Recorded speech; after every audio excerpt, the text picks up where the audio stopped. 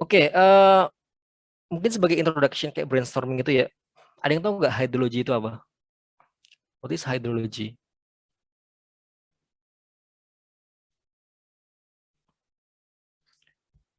Ada yang tahu? Atau ada yang mau nyoba jawab hydrology itu kayak gimana? Saya Oke, apa itu? What is hydrology, Akmal?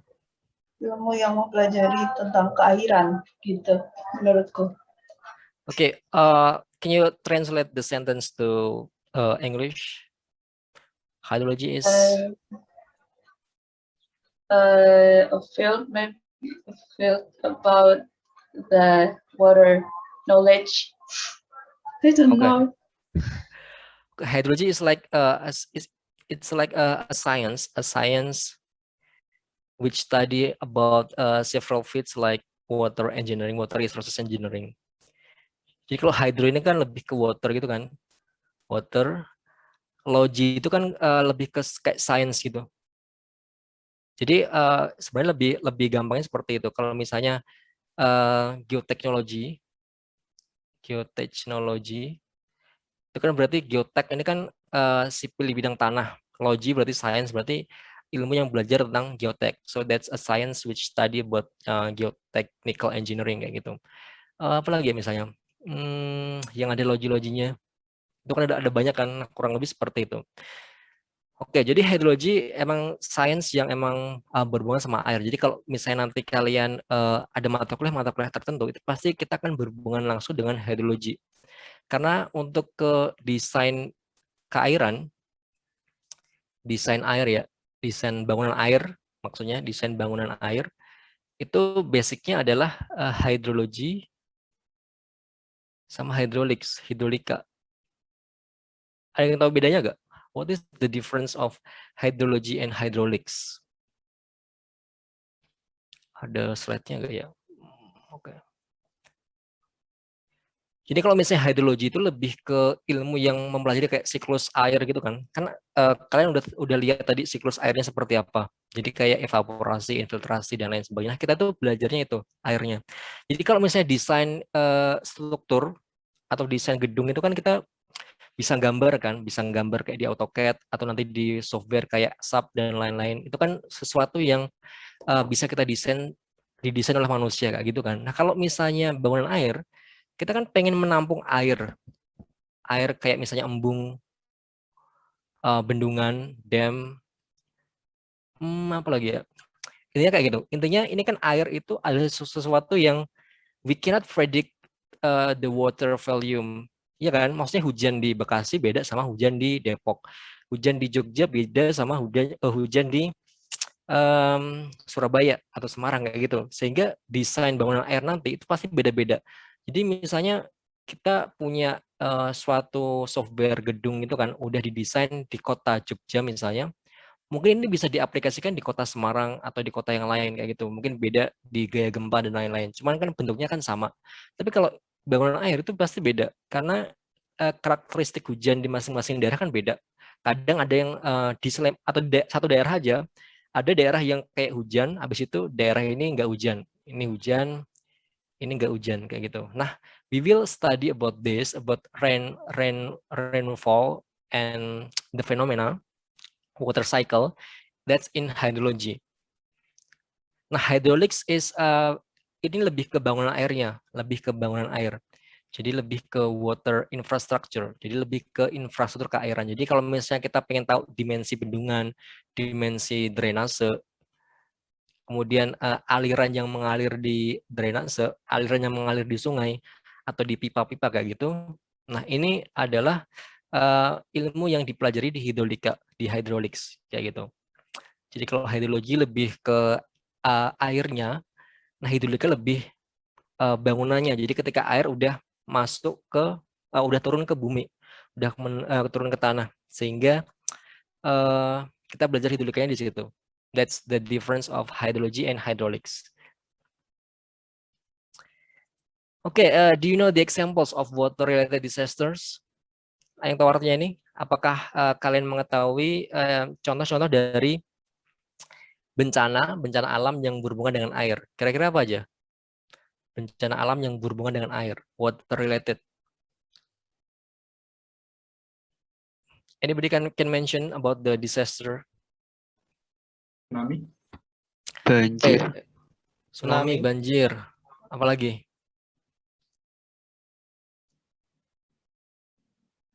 Longstor.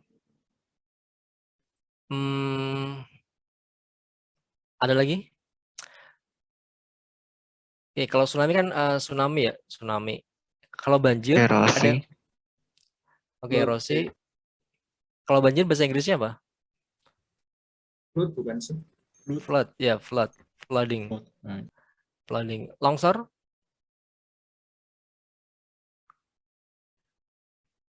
Apa longsor? Landslide. Ya, Landslide.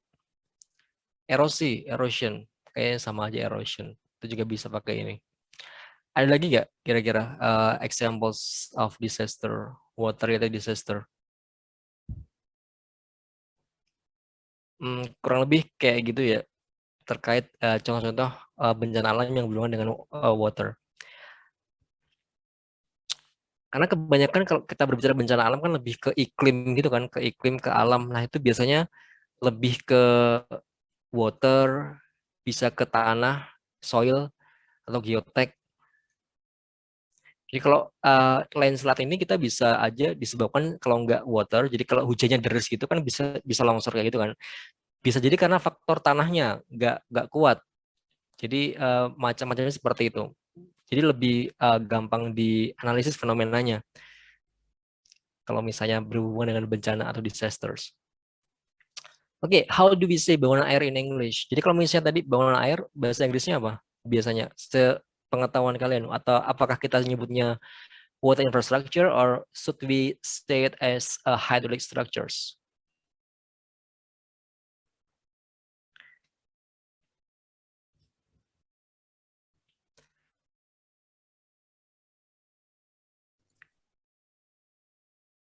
Oke, sometimes kita bisa nyebutnya sebagai kayak hydraulic structures, sebagai bangunan air. Jadi kalau misalnya gedung itu kan, atau misalnya beton, kita bisa sebut sebagai concrete ya, concrete structures. Itu kalau misalnya ini berhubungan sama bahannya, bahan. Jadi hydraulic structures itu kan bangunan air ya, misalnya bendungan. Bendungan itu kan ada yang dari concrete, beton, ada yang dari tanah, soil, apa aja, kebanyakan kan ini. Kalau misalnya drainase atau saluran sungai gitu kan kebanyakan mungkin soil atau concrete. Sama kayak tadi desain bangunan air itu, misalnya di Jakarta kita pengen desain drainase atau dimensi sungai gitu kan, itu kan pasti beda. Kalau di Jakarta atau Depok atau kota-kota besar itu kan pasti kita atau desainer atau engineer hidronya pengen ngelepasin air sebanyak mungkin biar nggak terlalu lama di pusat kota kayak gitu kan. Kalau misalnya kita terapin di Solo atau di Jogja mungkin akan beda kasusnya. Itu kita nanti akan belajar itu di bangunan air, lebih ke hydraulic structure. Tapi kalau misalnya kita menyebutnya sebagai water infrastructure sebenarnya juga nggak masalah. Karena ini lebih ke infrastruktur keairan itu lebih banyak skopnya. Nah kalau hydraulic structures itu lebih ke sipilnya kayak gitu. Jadi untuk water infrastructure bisa kayak di lingkungan, ini bisa ke hidro, keairan gitu kan, dan lain-lain. Kalau hidrolik itu lebih emang bisa didesain sama dari civil engineer yang di bidang hydraulics-nya, kayak gitu.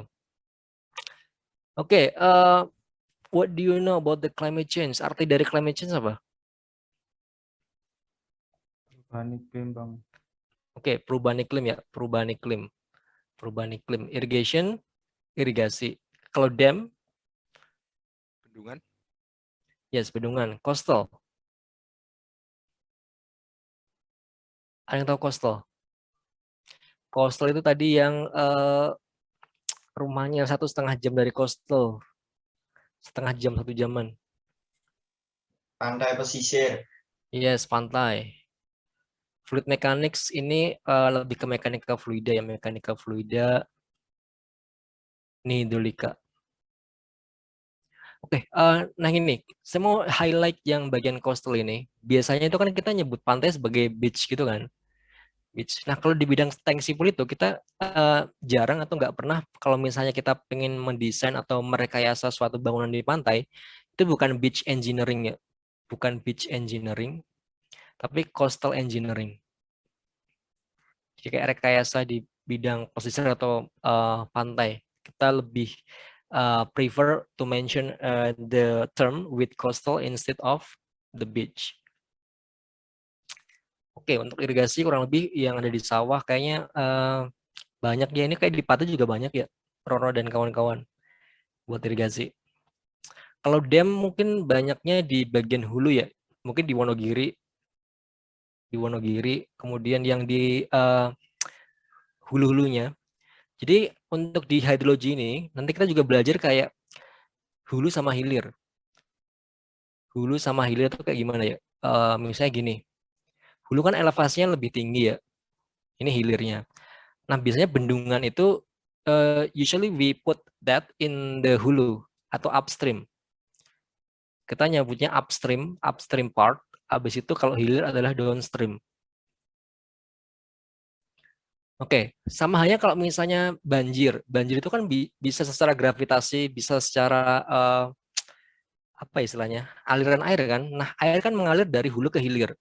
Nah, kalau kita lihat di Jakarta, itu sebenarnya kan banjirnya nggak cuma dari Jakarta doang kan. Kita mungkin bisa atau we should identify that Jakarta flooding may be caused by the upstream problems. Bisa jadi ada permasalahan juga di hulu sehingga airnya itu masuk ke Jakarta semua, misalnya dari Bogor. Apakah ada permasalahan di Bogor atau di Depok kayak gitu? Sehingga banyak volume air yang harusnya di apa ya? Biar stay di Depok atau di Bogor, itu ternyata mengalir ke Jakarta semua. Dan di Jakarta itu kan kita hilirnya ke pantainya itu kan, ke coastalnya itu. Sehingga kalau kita nanti misalnya membicarakan permasalahan ini, kita perlu cek secara keseluruhan. Nah, dari upstream sama downstream ini,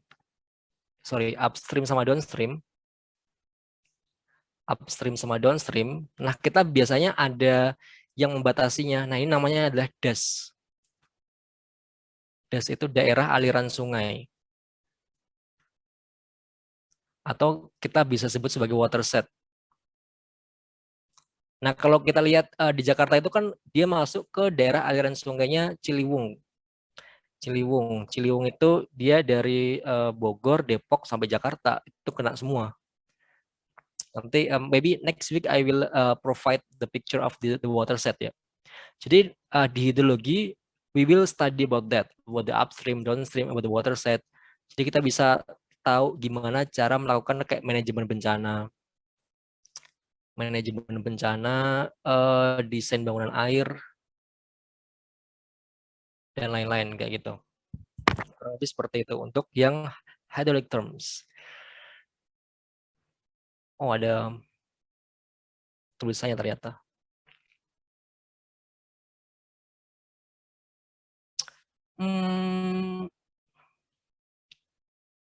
Ini lebih ke mathematical expression yang maybe we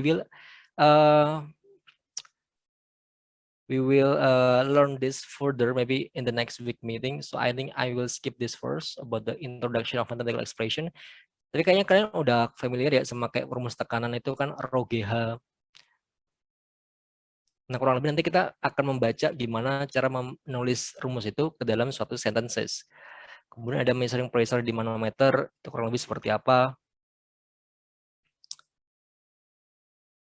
Oke, manometer, terus rumus barometer. Ini juga sama, ini kan jalan ya, jalan, ini drainase, kayak gitu. Kalau ini biasanya dibangun sama orang-orang transport, ini sama drainage engineer. Intinya kalau misalnya kalian nanti masuk ke transport engineering, kalau misalnya nantinya di lapangan ada desain kayak jalan gini, kalian juga pasti akan berhubungan sama orang-orang drainage engineer, orang-orang dari hidro, karena berhubungan sama ini sistem drainase di kiri kanan jalan. Ini yang irigasi. Oke, irigasi ini bendungan seperti ini. Kalau belum pernah lihat ya, dam. Tapi ini bendungannya ini apa ya? Bendungan yang lebih kecil. Maksudnya itu buat irigasi biasanya. Nah, kalau yang dam secara besar kurang lebih seperti ini. Yang lebih wide. Ini sungai, kalau berkelok-kelok gimana cara bikin kalimatnya. Terus ini tutupan lahan, gimana cara bikin kalimatnya, nanti kita akan bahas. Nah, ini coastal ya. Ada yang tahu ini apa? Ada yang tahu nggak ini apa ini yang bentuknya kayak gini tuh? Kayak kubus-kubus ini. Ada yang tahu nggak? Yang buat mecah ombak itu bukan, Mas? Iya, pemecah gelombang atau kita biasanya sebut breakwater. Ini pemecah gelombang. Ini biasanya di coastal, nanti kalau misalnya kalian dapat mata kuliah di teknik pantai, itu lebih banyak akan desain-desain seperti itu. Seberapa banyak, seberapa besar. Ini embung, ini kita sebut lake atau reservoir. Nah, ini lebih ke water treatment ya, water treatment. Jadi kita mengolah air yang limbah gitu menjadi kayak air baku. Kayak gimana water treatment. Nah, ini sebenarnya ada gambar Ciliwungnya tapi kayak nggak ada di sini sih. Nanti kita akan bahas juga masalah fenomena ya. Fenomena kenapa terjadi banjir. Nanti di pertemuan-pertemuan berikutnya. Ini Setu Lakes di Depok, Jawa Barat itu ada banyak ya. Kalau misalnya kalian lihat di map itu ada banyak. Ini tadi hydrologic cycle kita udah bahas di quiz. Cuma nanti kita akan bahas lebih lanjut nanti di next meeting. Oke, mungkin before we end this meeting, karena udah jam 10.40 ya, mungkin ada satu video yang perlu saya play. Ada yang pernah lihat video ini belum? Kayaknya ini udah pernah viral sih. Pernah viral ya di masanya.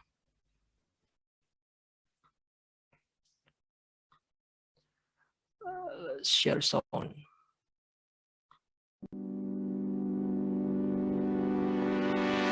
Hi. The guy you see next to me is solving one of the hardest problems Share sound, okay. in the world. Hi, my name is Marino. But first, let me tell you what the problem is. Pollution. See, lakes like this one are contaminated. And according to data, this is the case for 40% of the world's lakes and rivers. So when Marino's childhood lake also got contaminated, I had to do something about it. this scientist with a PhD degree from a Japanese university took a break from school, went to a bank, got a loan, and dedicated his time To fix my lake. He came up with a unique solution. You put this solution in dirty lake water and bam!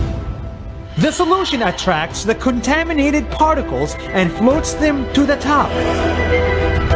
And this is so environmentally friendly that you can eat it. Because it's 100% organic.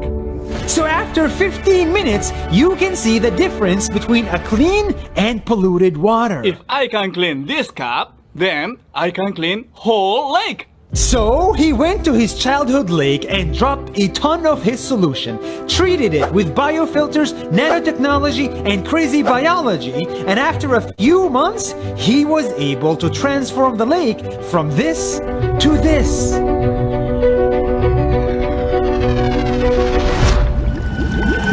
A full 180-degree transformation that created a lake clean of parasites, bacteria, and pollution. The birds came back and people did too.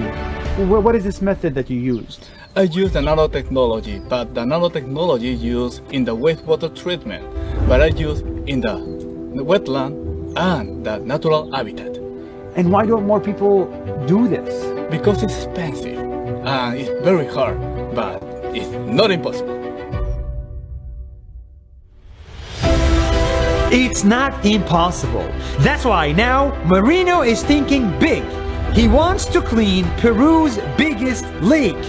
This, with an entire team, PhDs in science, millions of dollars in funding, patented technology, and a noble goal of making the world cleaner for everybody.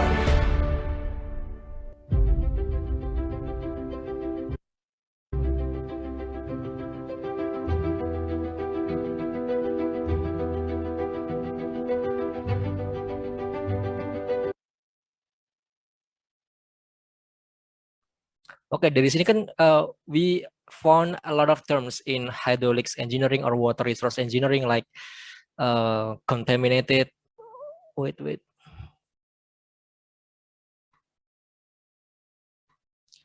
Like contamination. Terus tadi apa ya? Polluted water, and then ada lake, wetland, water treatment. Nah, kurang lebih kalau misalnya nanti kalian nanti di hidrolika kayak gitu, you will find a lot of terms like this, entah itu nanti di teknik lingkungan atau di teknik hidro.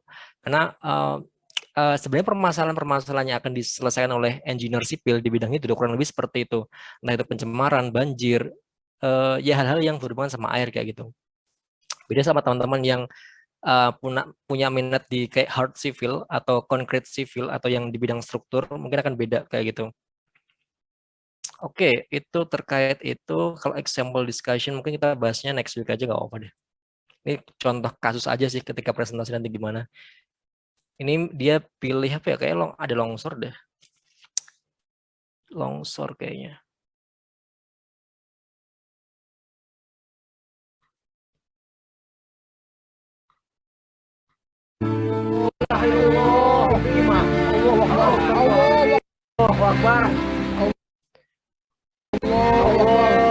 Yeah. Jadi maybe the example of the study case later, maybe you will choose like landslide, and then you like propose how to do the mitigation to this kind of disaster. Ini solusinya ada seperti kayak apa ini? Perbaikan tanah ya, perbaikan kualitas tanah dan lain-lain.